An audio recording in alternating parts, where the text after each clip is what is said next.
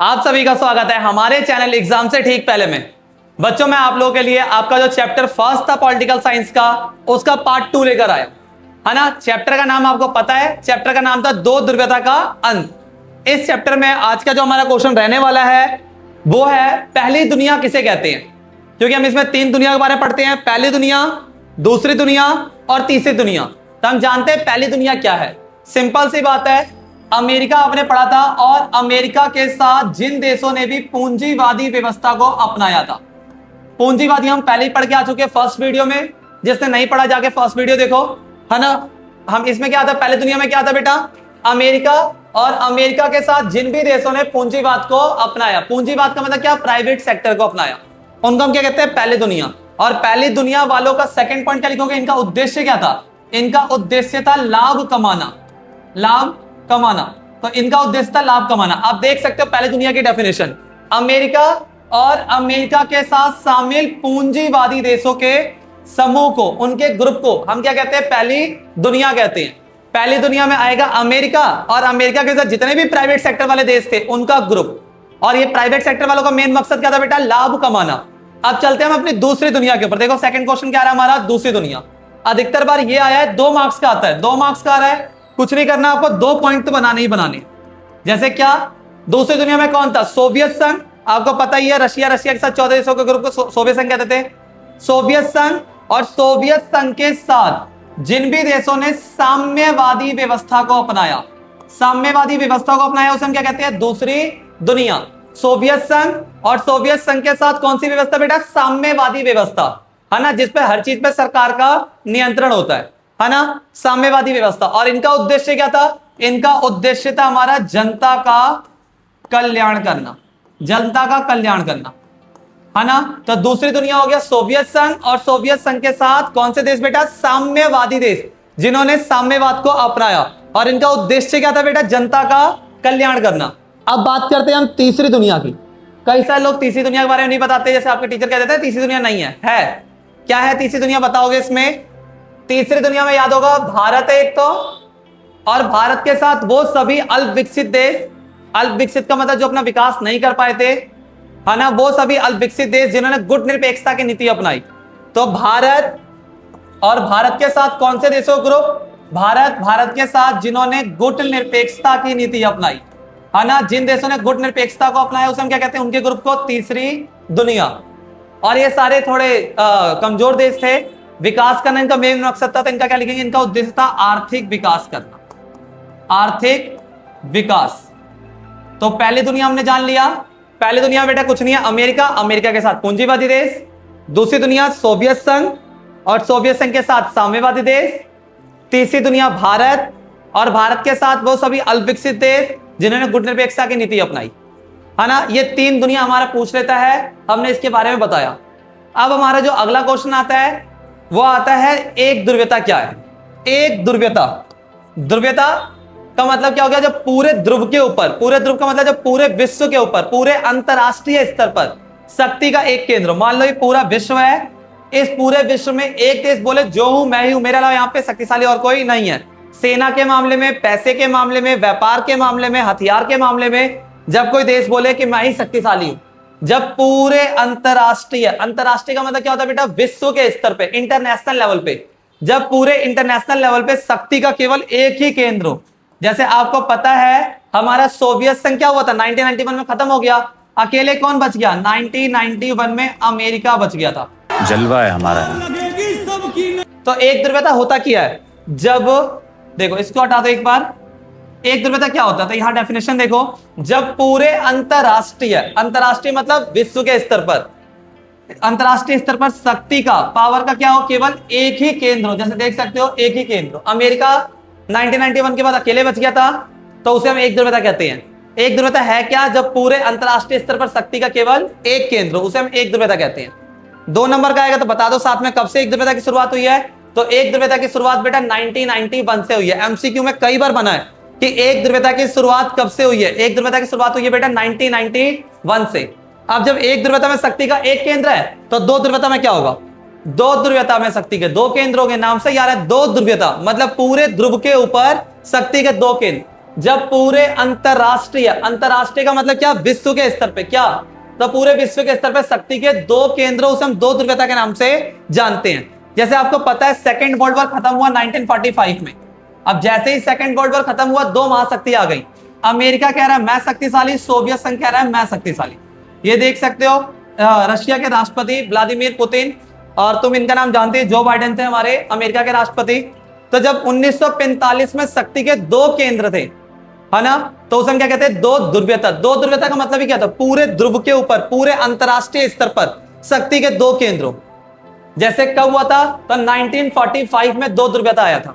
क्यों, दूसरा विश्व युद्ध खत्म हुआ, दो महाशक्ति आ गई जिनके बीच शीत युद्ध चला था, तो शक्ति के दो केंद्र थे, है ना। अब आते बेटा बहु ध्रुवीयता। बहु का मतलब क्या हो गया, बहुत सारा, है ना, बहुत सारे।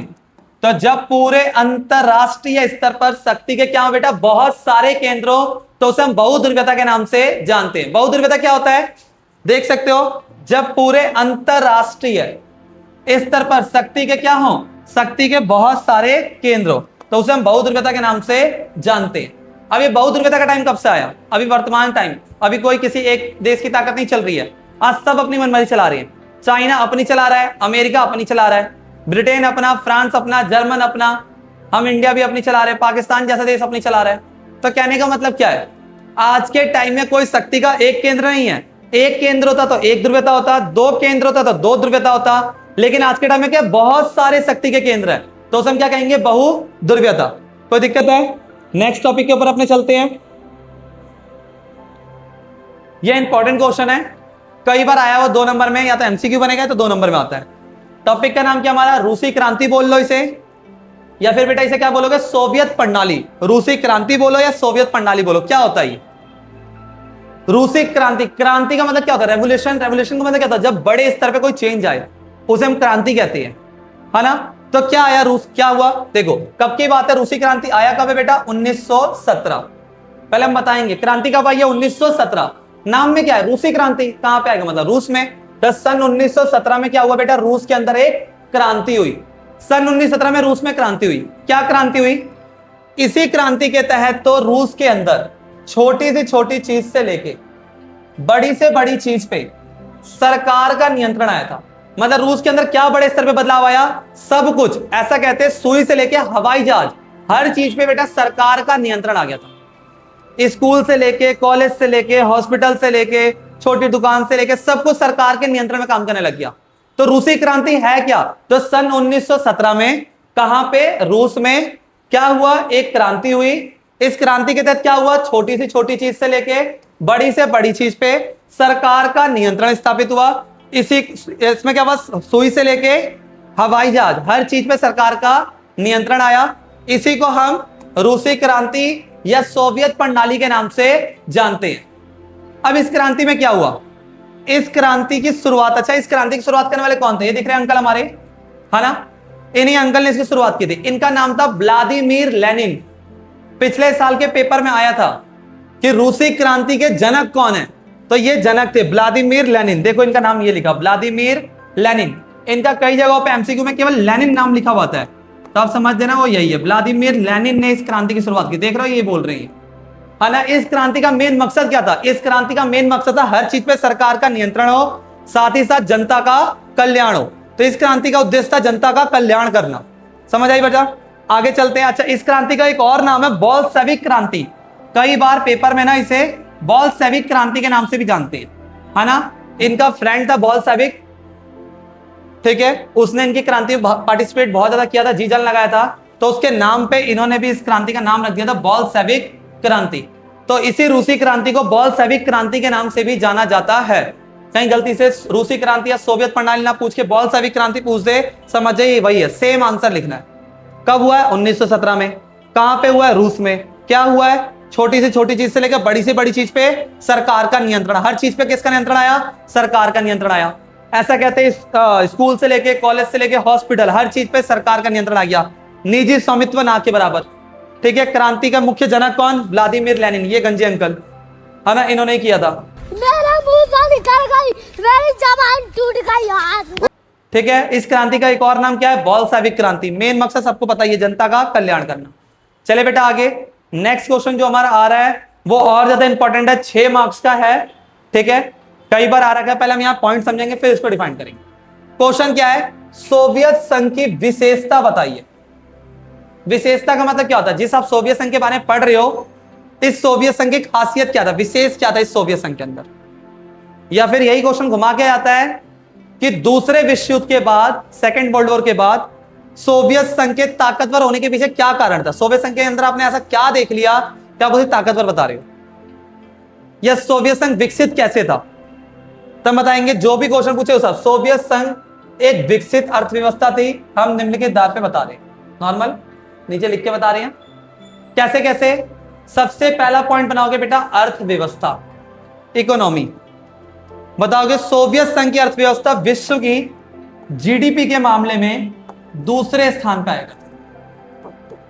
वर्ल्ड की सेकंड लार्जेस्ट इकोनॉमी किसकी थी बेटा, सेकंड लार्जेस्ट इकोनॉमी हमारी सोवियत संघ की थी। और ऐसा भी कहा जाता है कई बार कि अमेरिका को हम नजरअंदाज कर दें, अमेरिका को ध्यान ना दे, तो सोवियत संघ कौन से स्थान पे आ जाएगा, प्रथम स्थान पे आ जाएगा। मतलब तुम देख सकते हो 193 देश हैं यूएनओ के अंदर मान्यता प्राप्त, उसमें तो तुम देख सकते हो दुनिया में सेकंड सबसे लार्जेस्ट इकोनॉमी किसकी थी, सोवियत संघ की। इस वजह से हम क्या कह रहे हैं, सोवियत संघ ताकतवर है। क्यों, क्योंकि इसकी जीडीपी, इसकी अर्थव्यवस्था विश्व में दूसरे स्थान पे थी, है ना। तुम्हें पता होगा पैसा पावर, है ना, और पैसा पावर कैसे, इसके पास जीडीपी, जीडीपी मतलब अर्थव्यवस्था, इसकी पैसा था इसके पास, दुनिया में दूसरा सबसे बड़ी महाशक्ति थी जिसके पास सबसे ज्यादा पैसा था, इसलिए ताकतवर था। सेकंड पॉइंट, मूलभूत आवश्यकताएं। मूलभूत का मतलब क्या होता है, मूलभूत आवश्यकता मतलब बेसिक नीड्स। तुम्हें पता होगा सोवियत संघ में एक ही पार्टी थी बेटा, कम्युनिस्ट पार्टी। यहां पे एक दलीय व्यवस्था चलता था, पार्टी थी कम्युनिस्ट पार्टी। और ये पार्टी क्या करती थी, ये पार्टी अपनी जनता को सस्ते दामों पे खाने के लिए खाना, रोटी, कपड़ा, मकान, शिक्षा और स्वास्थ्य, बोले तो क्या, यहां पे सारी बेसिक जरूरतों को वहां के सरकार सस्ते दामों में पूरा कर देती थी। खाने के लिए खाना, पहनने के लिए कपड़े, रहने के लिए घर, बीमार पड़ने पे हॉस्पिटल, पढ़ने के लिए स्कूल। जब सब कुछ सरकार ही प्रोवाइड कर दे रही है सस्ते दामों पे, तो उस देश की अर्थव्यवस्था कैसे विकास नहीं करेगी। इस वजह सोवियत संघ बेहतर था, क्योंकि वहां की जो मूलभूत आवश्यकताएं थी वहां की सरकार देती थी पूरा करके जनता को, और वो भी सस्ते दामों पे। Oh my God! Wow! तीसरा, विकसित घरेलू उद्योग। तुम देख सकते हो इसकी इंडस्ट्री वगैरह की फोटो।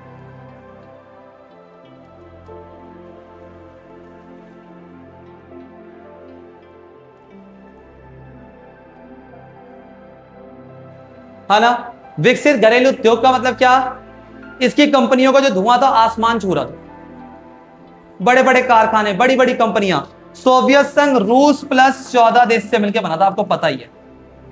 और बेटा ये सारी की सारी चीजें अपनी सीमा रेखा के अंदर बनाता था, सब कुछ अपने देश के अंदर बनाता था। जब बाहर से कुछ भी आयात करने की आवश्यकता नहीं पड़ती थी, ठीक है, सब कुछ अपने देश के अंदर ही बना लिया करता था। इसमें सोवियत संघ क्या था बेटा, ताकतवर। आगे की बात करें, संचार प्रणाली। संचार प्रणाली का मतलब क्या, कम्युनिकेट करना आपस में। जैसे क्या, सोवियत संघ आपको पता है, यहां देखो रूस प्लस 14 से मिलकर बना था। आपस में इनको सूचना पहुंचाना हो, आवागमन करना हो या व्यापार करना हो।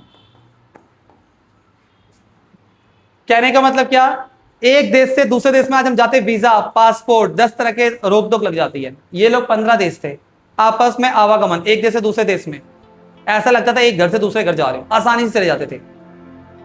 व्यापार करना हो, कम से कम टैक्स लगाते थे, सूचना आसानी से पहुंचा लिया करते थे। इस वजह सोवियत संघ क्या था, बेहतर। देखिए आगे, वीटो पावर।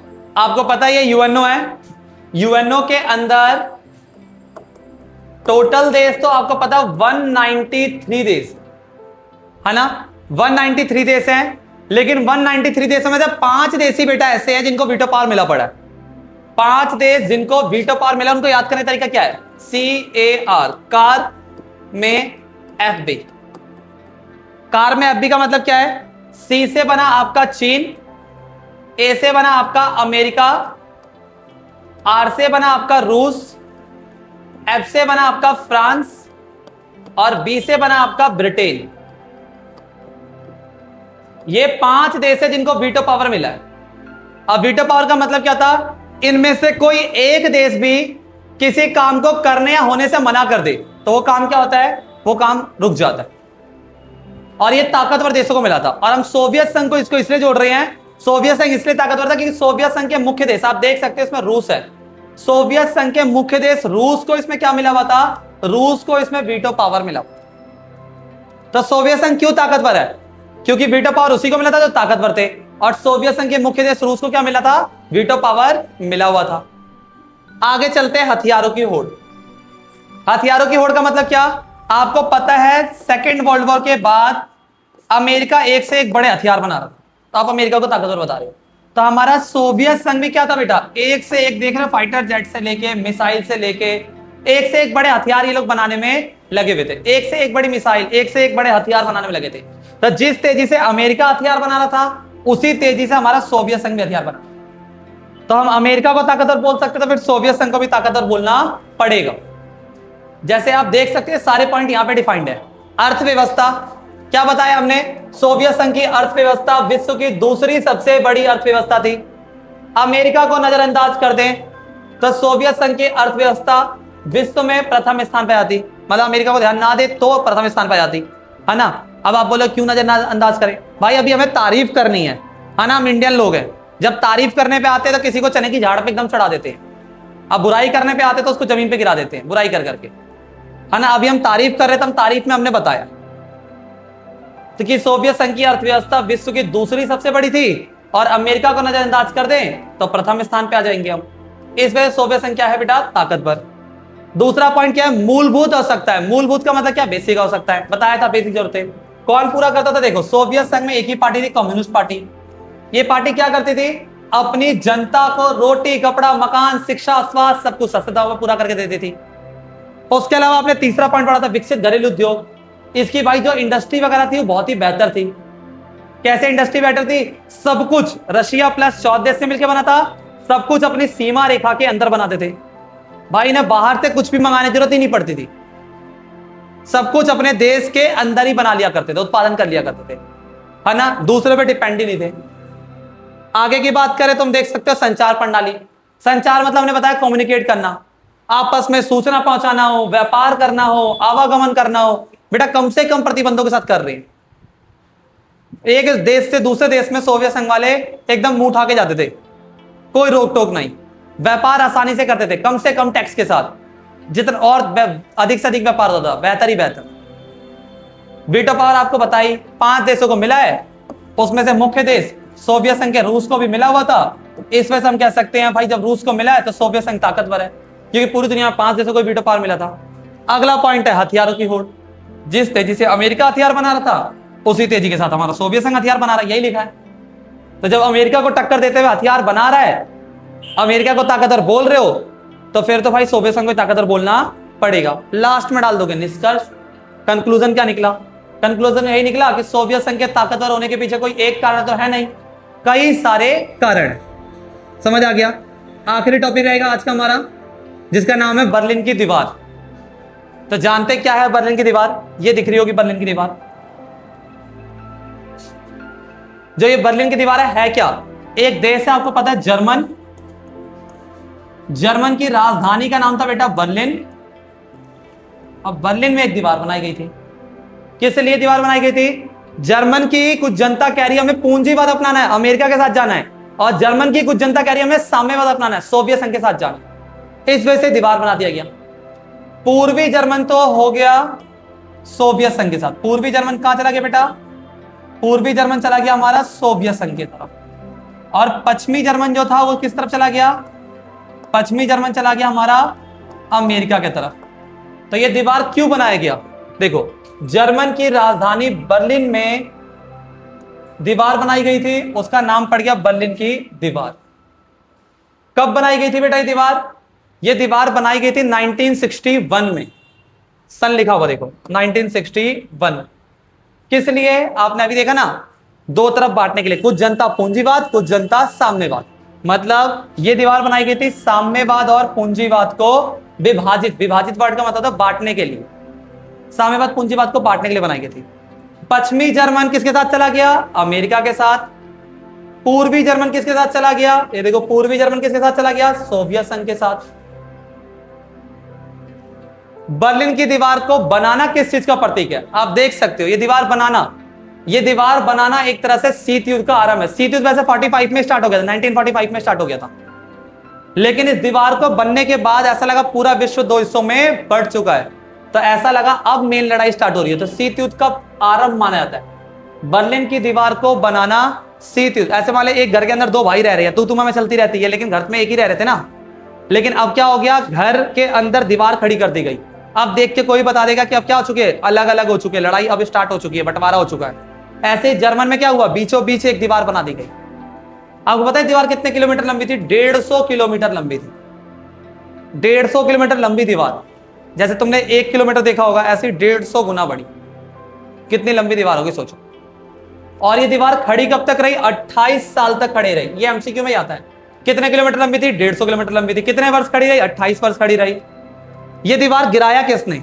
ये दीवार गिराया था, देखो ये जनता गिरा रही, वो भी किस तरफ की? साम्यवाद के तरफ की। पूर्वी जर्मन साम्यवाद के तरफ की। पूर्वी जर्मन की जनता कह रही है हमारा विकास नहीं हो रहा है, अब हमें वापस से एक होना है। तो जर्मन का एकीकरण कब हुआ? जब दीवार टूटा, 9 नवंबर 1989। तो जब दीवार बनाना शीत युद्ध का आरंभ माना था, तो दीवार को गिराना क्या है बेटा? शीत युद्ध का अंत वैसे 1991 में हुआ है, लेकिन इस दीवार के गिरने के बाद से लगने लग गया था कि अब शीत युद्ध क्या होने वाला है? खत्म होने वाला है।